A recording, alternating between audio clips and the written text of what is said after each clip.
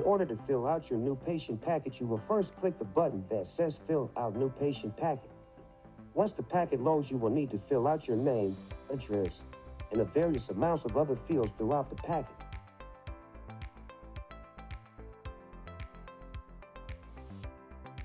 As you fill out the packet, you will be notified when your packet has been saved, so that if you encounter technical difficulties, you won't lose where you left off. But if you continue to have difficulties, please let our staff know so that we may continue assisting you. Some sections of the packet will require a photograph.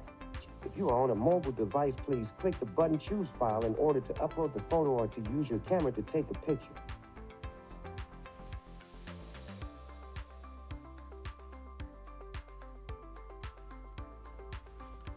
The next field we come across is a standard checkbox.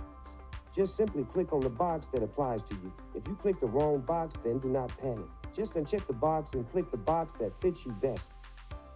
Throughout the packet, some checkboxes when clicked will ask you for additional information. Please fill out what is needed and click Add Item. You will see your item added, and if you wish to remove it, then simply press the red X button on the right of the item.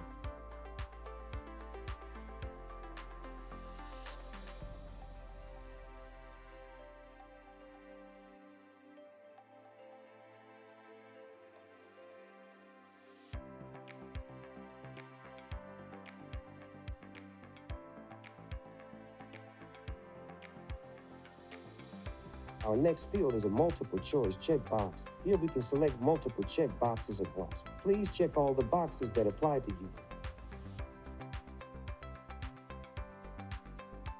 Our last required field is your signature. In order to apply your signature, click the checkbox that states you agree to the information it is asking for and simply type your full name and date it as well.